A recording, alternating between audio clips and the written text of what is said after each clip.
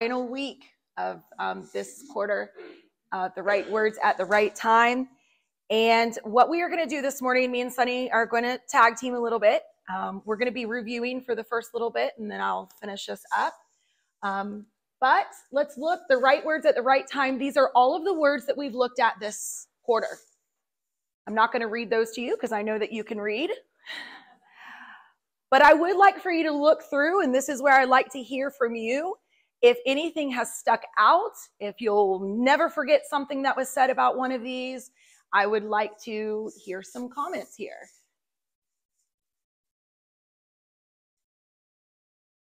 Or examples of how you've used them or anything to test this.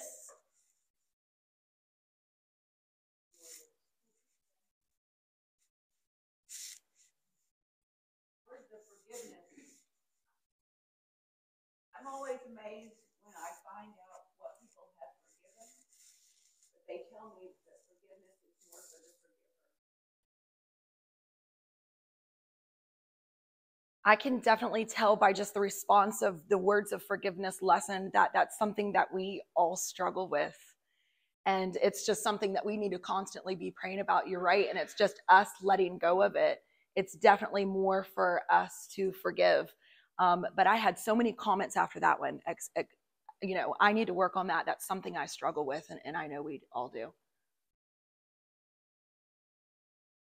All right. We're warming you up here. Okay. If you think of something later, that's okay.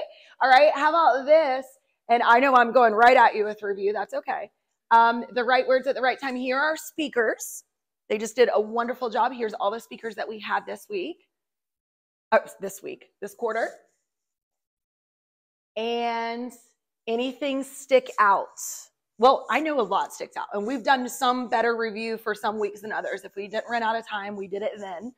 But is there anything that you just know that you'll always remember? And I know that a lot of you have some things to say because you've been telling me, but you might not remind me tomorrow. Anything from any of these speakers? They did a fabulous job. Yes. I think one of the things that I really like about this is we find out people's lives and we realize that people have good things and bad things and how they've overcome all of it. Like a light to all of us to realize that we do. Absolutely. Absolutely. And Megan's prayer even hit on that. All of our stories are different, but they all had that one common factor, in it, that God is with us and we're trying to do the right thing. And it was so great to hear from all these ladies. When I first proposed this class, I proposed it the last women's class of Kaylee's in maybe January. And I said it was just a Wednesday night. And there was probably 4 or 5 of these ladies who immediately, I didn't even give them much information. They said, I'll do it. I'll do it. And then I sent out an email to every woman's email that we had, and I had a few responses for that. Really, I only had to seek out 1 week, 1 or 2 weeks. And they were willing and they wanted to share their story, and I know that we've been blessed by it. Anything else? And they've just been wonderful. Go for it.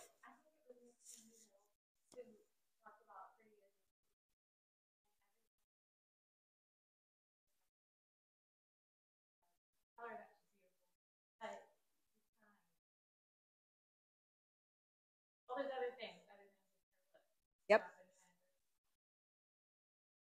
I think it was brought up again last week. Heaven, making your home like heaven. I just spent a few weeks by myself without some extra help. There were a lot of times that I was really on edge and I wanted to lash out, but I just kept on. I think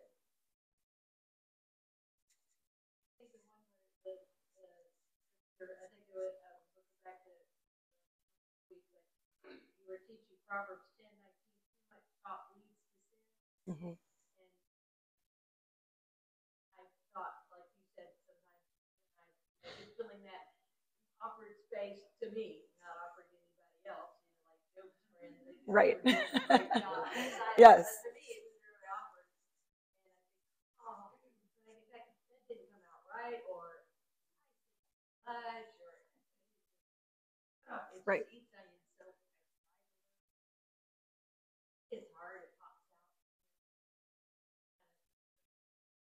right?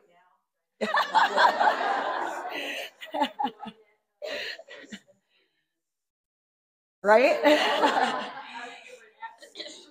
Right.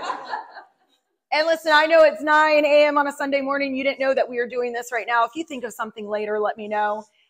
Sunny and I have had more time to think about this, but I just wanted to see. But I know there's more comments out there for sure.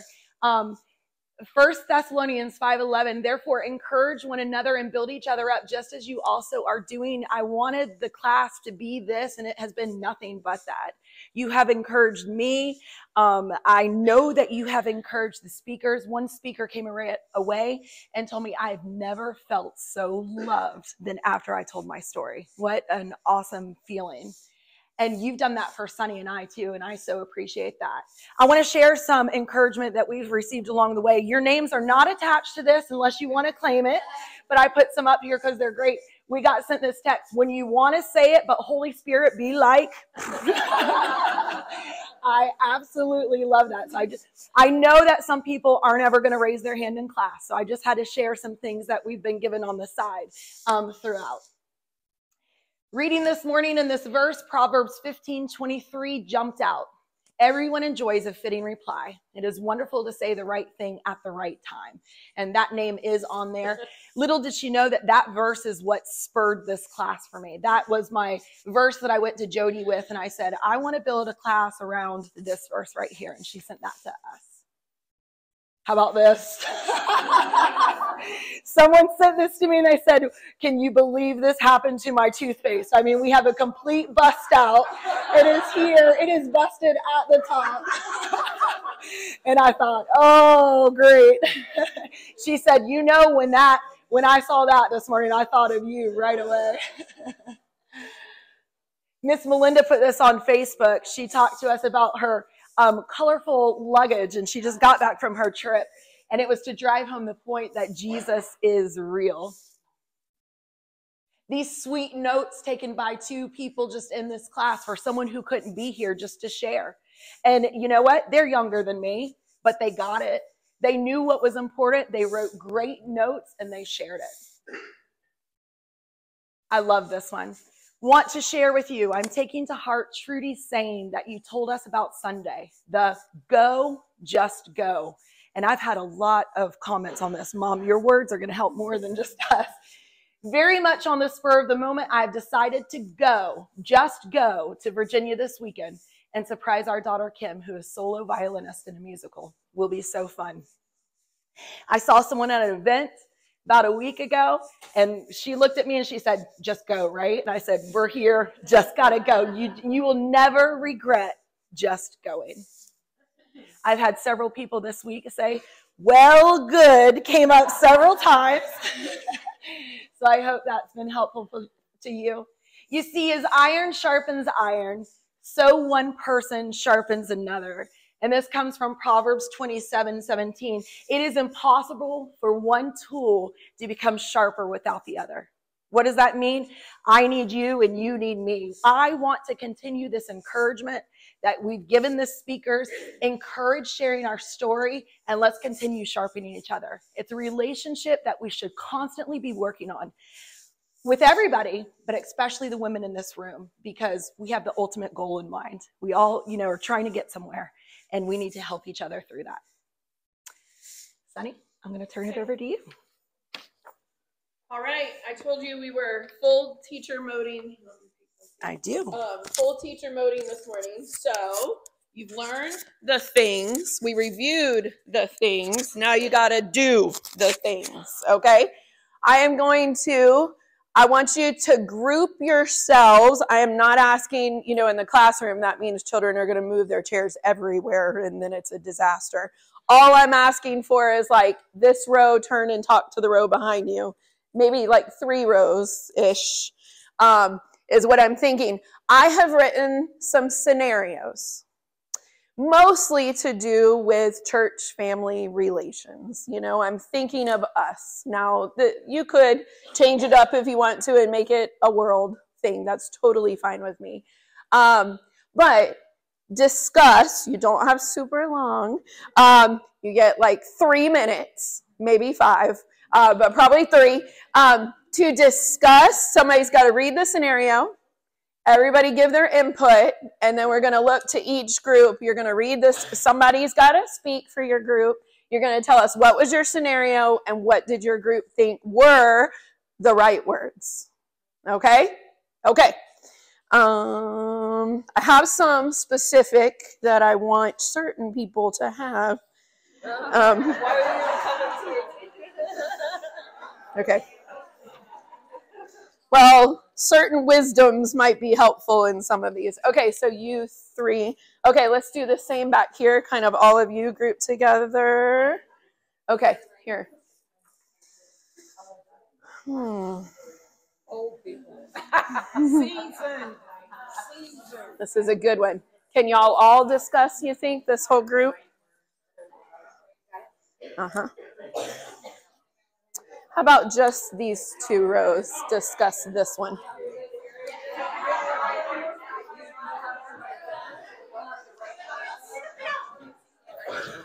Y'all do this one. And this whole group, I got 2. Pick one. Okay.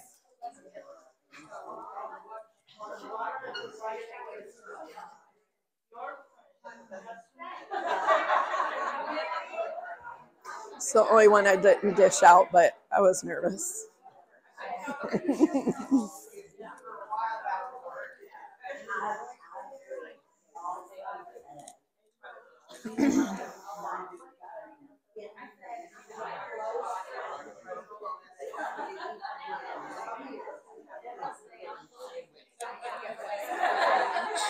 Yes. I'm going to make them read the scenario and then share it.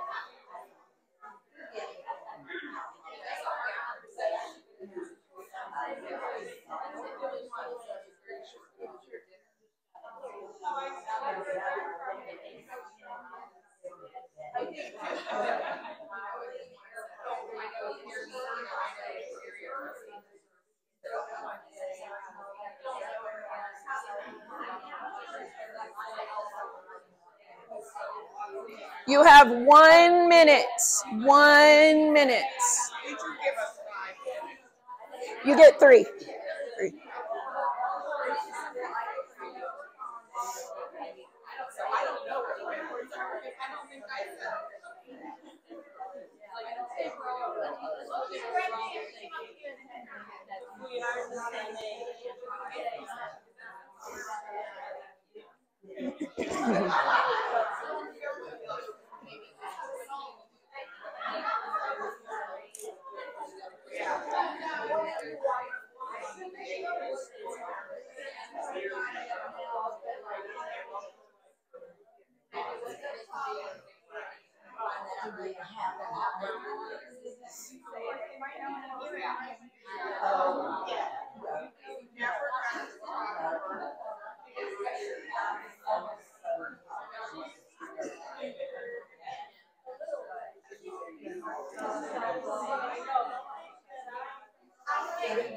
All right, ding, ding, ding, ding, ding, ding. Your group needs a speaker. Your group needs a speaker. Time is up over here. Time is up. All right.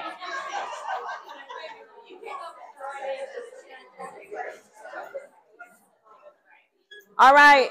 What group, what I'd like for you to do is read what I wrote on the card and then write what your group came up with as far as the right words. Who would like to go first?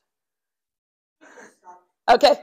What are the right words? Your friend just received a bad report from the doctor regarding her health. So we all came up with, it depends on the situation, and how old or how close your friend is. But we just took it as is the same age as us and is a really close friend. So when they come to you and tell you that they had a bad doctor report, instead of saying, what can I help you with, and let them choose what they need help with, because they might not actually tell you their needs, just ask them, can I pray with you right now? Love it. And I pray with you right now was the answer to that. And I thought you probably discussed, but also go ahead and do all the things for them. We've got meals lined up. We'll go pick up your kids if they're truly your age. All of those things. And great answer. Okay, let's hear some more right words. Okay. Sorry. What are the right words? Your teenage daughter comes home heartbroken when her first boyfriend breaks up with her. So these ladies had tons to say about that. Okay. You know what? We should be doing this. Sorry. Because we have so many people who watch at home, they're going to be mad we're not hearing this. Just hold it. Oh, we just hold it. Very good. Okay, so the first thing was just let her talk it out. Just let her share her feelings because she's going to have a lot. There's going to be lots of hugging and crying. And then maybe later on we can talk about how God has a better plan, that he knows the right thing at the right time. And there was a reason that happened, that maybe that's not the right person for her. And there was just so many things I said. Learn from it, grow from it. It's not the end of the world, even though it feels like it is. And acknowledge all of her feelings during all of this. And it's going to be okay. I knew there would be some wise wisdom on that. When I told Rick I wrote this one, he said, I hope not everybody comes up and hugs Camden after. It was not a personal story. Okay, who's next? Yes. Our question was... Oh, wait. Hold on. It's not putting you on mic. It's just so that it records it. Okay, what are the right words? You spot a teenager at church who seems quieter and more withdrawn than usual. This was kind of a hard one. It depends if you know the teenager, well enough. Otherwise, maybe just words of encouragement. Just, start off with, oh, it's so good to see you today. We are so happy that you're here. Love your new outfit, and maybe just start, a conversation that way to see if they'll come out of it. Anything else, group? I love it. That one was a little more difficult, but I did it. Well, we already had the heartbroken teenager, but I wanted to include all age groups in my scenarios. All right, I think this group is ready to go next. What are the right words? You've noticed a young mother struggling through church services with her toddler. He is fussy, loud, and restless. You want to tell yours, Trudy? I know. We had a lot of good ideas. So mine was to say, I know you probably didn't get a thing out of this service today. I know what it feels like, but you being here encouraged me and everybody else. So thank you for being here.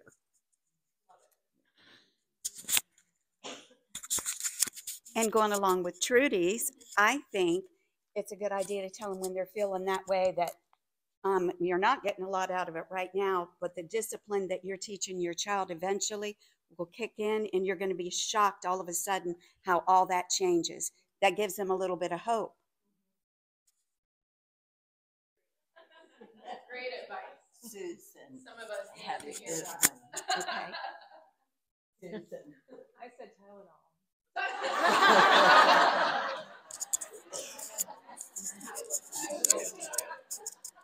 I have aspirin today. Okay. That's right. Hey, Susan helped raise Joey, so look at how far she's come. Okay. Who am I missing? Okay. Your friend's husband has been diagnosed with a chronic illness. I was surrounded here by very young women. But I said, it depends on if your husband becomes ill at an early age. You are blessed then because you have decades that he stays alive, even though it is difficult. But when other people hug you and hug him, it makes it so much better. Later in life, you may lose him. And then how you continue alone is still amazing, and that's not even answering it, but you continue for the next generation, and for some of you, even the next generation. So that's the beauty of this family, that we get to see it. That was a hard one. Really quickly, to go along with that, Christy shared this with me when we talked about this scenario. Miss Earhart shared these things. She said if she could have spoken, these would have been her words. Words you should say to someone who's found out they have a chronic illness. Don't offer unsolicited medical or lifestyle advice. Do offer concrete help, like we talked about before. Don't say things that minimize their illness or suggest it's all in their head. Do recognize that grief, depression, and shame are all frequently a part of chronic illness. Don't be offended if you don't hear from your chronically ill friend regularly. Don't hold them to normal friendship standards.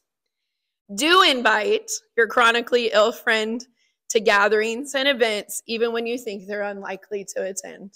That was the one that was a good one, because I think we don't do that sometimes. Anyways, thank you, Miss Earhart. She's listening.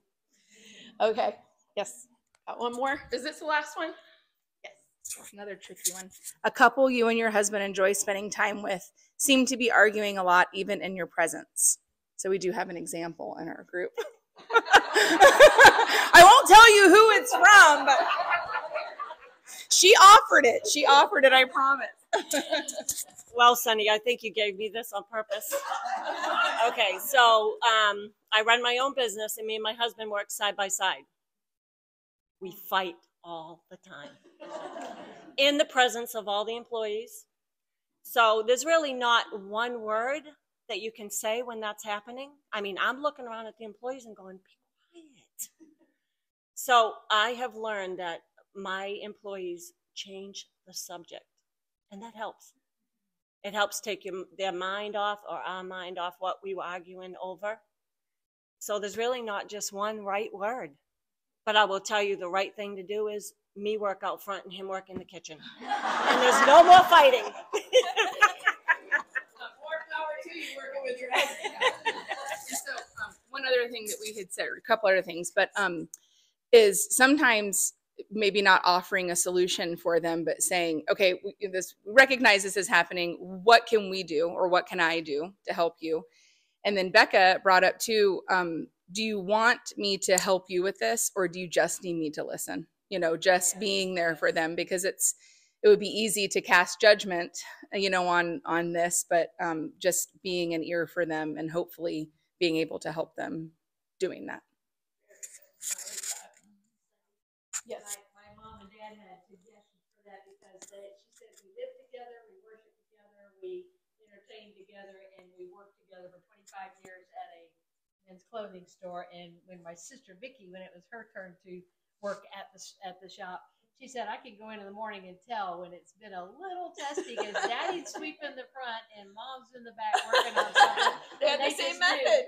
Yeah, maybe the suggestion, just need a little bit of time, away, apart, for maybe not apart, but that Very was good. the thing. I like the letting them talk. That's really good. And when I was thinking of responses, I would think in that situation, you hang out with the couple, so not picking sides. Just because she's the woman, I don't pick her side, and then we're against her husband, and I still got your back, right? But anyways, yeah, it would be better if we could not pick sides, and okay. Yes, did I forget? Oh, comments.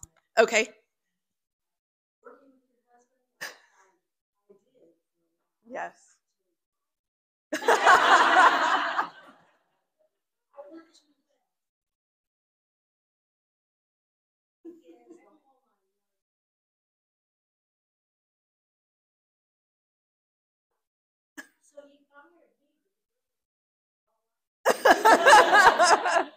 Truth.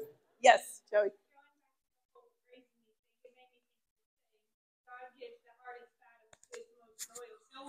Oh, Susan. Couple jewels in the crown this morning.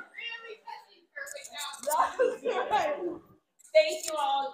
You can just throw those in the but hopefully that was helpful. We got some of the right words. What's that? Yes. Yeah. Yes.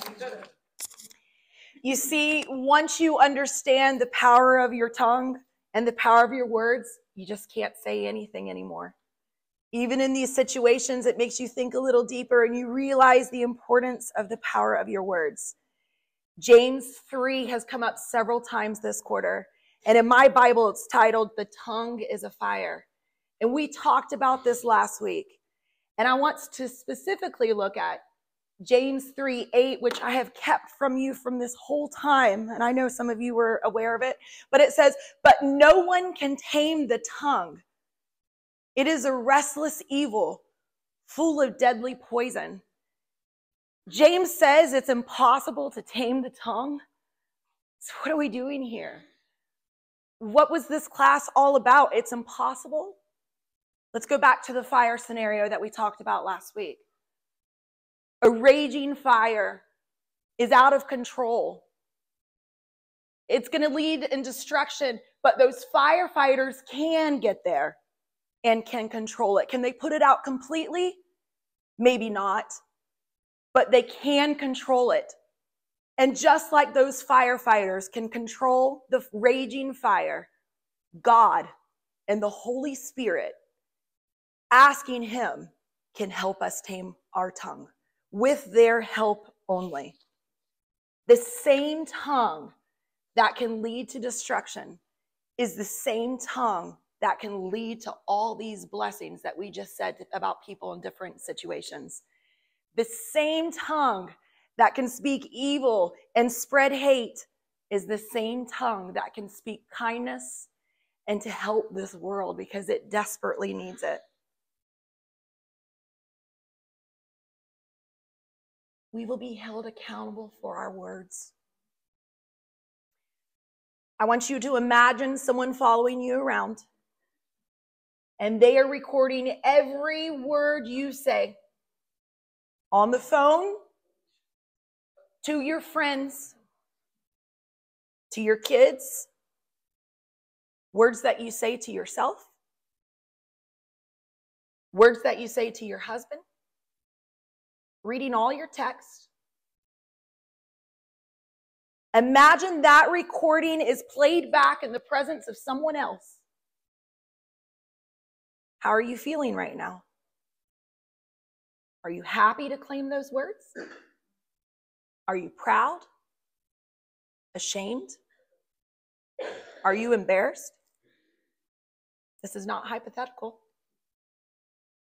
It is not hypothetical. In Matthew 12:36 and 37, "But I tell you that everyone will have to give account on the day of judgment for every empty word they have spoken.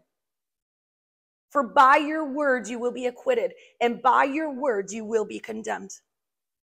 This will happen. One day you and I both will be held accountable for every syllable that comes out of my mouth and every syllable, every word that proceeds from my fingertips.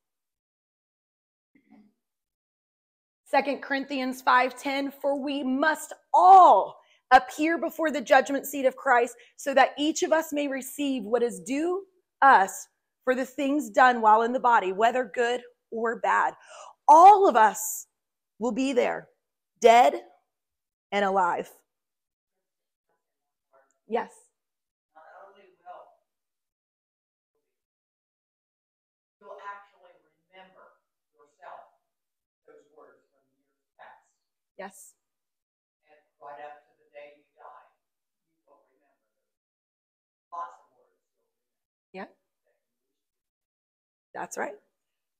Remember once said, we can apologize and that's okay, but they're hard to forget. I struggle with what eternity means.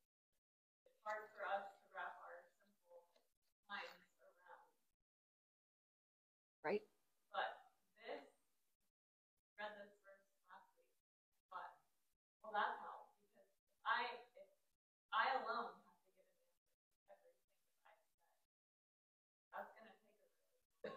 Yes. So if everyone that could turn into Yeah. We are all going to appear before the judgment seat of Christ. And I want to take you on a little trip here. And I want you to think first, get this picture in your mind. I want you to think of the most crowded place that you've ever been. Or the most crowded place that you were recently. And I want you to know that it has nothing on the day of judgment, because dead and alive will be there. So think of that. Just picture that first. Revelation scares me a little bit, and honestly, I'm not that great with it. I'm only going to paraphrase. But what I'd like for you to do is I'd like for you to close your eyes when I start, and I'm going to tell you when to open your eyes. So just keep your eyes closed. And I want to take you to Judgment Day, and I'm just going to hit on a few specifics that I found. There is more, but I'm no expert on Revelations, and honestly, I just can't speak on some of it right now. But go ahead and close your eyes. I already told you that all will be there. Think of the most crowded place you've been and multiply that by infinity. I don't know how many will be there. It's the day of judgment. And Revelations 21 says, and I saw a great white throne. And it's so white and so bright that it's blinding. And it was him who sits upon it. And you look around and you see the dead, small and great, and they are standing before God also, and there are books that are opened. And there's another book that was opened, and it's called the Book of Life. You see, each of us are in the process of writing a book with our life, and everything we do is recorded in this book. And you are going to give account for every idle word you said. So you're standing before the throne, and God begins to page through the words that you have said. How many pages is he flipping through? As Hillary said, some people talk more than others. How many is he flipping through for you? How many pages have you written? How many of the words that he's flipping through are devoted to bringing others to Christ? How many words are motivational and encouraging to others? How many words are you ashamed of because you know now that he is reading every word that you said? And I want you to go ahead and open your eyes. What are we going to do about this? How will you take everything that we've learned and talked about, and how will you apply it? See, I teach math all day long to my 5th graders, but it means nothing unless I can get them to apply it to their lives. And we can go through scripture, and I've shown you tons of great verses that are in the Bible. I've given some examples, but it means nothing if you do not apply it to your life. You must do something. I want to give you a practical daily practice that sometimes helps me, and I'm just going to use this for words today, even though I use this in a lot of different ways. If you mess up, and you will, and I will too, before you go to bed, I like to do it right before I go to bed, before I lost my cool, before I said those careless words, take yourself back to that moment. If you're first, you need to apologize. Okay, maybe you're not ready. Some people I know can't apologize that day. Okay, well, you need to deal with apologizing, but fix it in your brain. Go back to that situation and say what you should have said. Train your brain for the next time that you are in the situation. You are not going to lose your cool. This is what you should say instead. And I think by constant practice of that, it is easier to apply. Fix it for yourself. I promise you, you'll sleep a little bit better that night. You need to fix it with that person, but fix it with you in your mind first. And I've got a great verse for you on that. Lamentations 3:22-23. The Lord's loving kindness indeed never cease, for his compassions never fail. They are new every morning. Great is thy faithfulness. If you mess up, Tomorrow is a new day. His mercies are new every day, and you can start fresh. Fix it in your brain, and try to get it right the next time. What about this prayer that I found from Psalms? Psalms 19:14, may the words of my mouth and the meditation of my heart be pleasing to you, O Lord, my rock and my redeemer. I think we could pray this every single day. Every single day. I gave you this verse the first week, and I'm giving it to you again because it is my favorite verse. Philippians 4:8, and now, dear brothers and sisters, one final thing. Fix your thoughts on what is true and honorable and right and pure and lovely and admirable. Think about things that are excellent and worthy of praise. See, it's a heart issue also. If we're thinking about the right things and the right things are my heart, it's easier with those words. This class has been wonderful. Thank you so much to all the volunteers. I already told you how easy it was to get people. Sunny, wonderful. Kinley is not in here. She was my tech person. You have no idea. She helped me with all of this. She helped me. You have no idea how many texts came from Sunny and from Kinley to Kinley and Sunny, and just asking them questions, and they are always there to help. The people who have prayed, thank you. The people who have spoken, it's just been absolutely wonderful.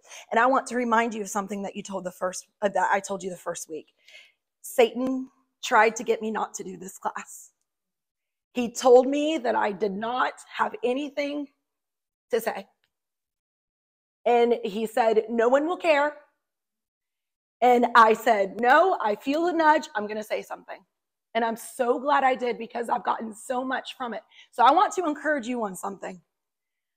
If you feel that nudge, if you feel that poke, you've got to go with it. Maybe you can't teach the class. Guess what? I loved it. I'm going to do it again. Okay? I'm going to do it again. And I know that maybe you can't do what I've done, but I can't do what you're doing. We have got to do what we know that we are capable of doing, to fill that gap, to get everybody to do their part. If you want your house clean, invite people over, right? Right? If you want to study your Bible, sign up and teach a Bible class. If you want to change the world, sign up for a Bible class in your house, because then your house will be clean and you'll do that. I would never do that. I want to do more of these classes. I loved hearing your stories, and thank you so much for everything. Thank you.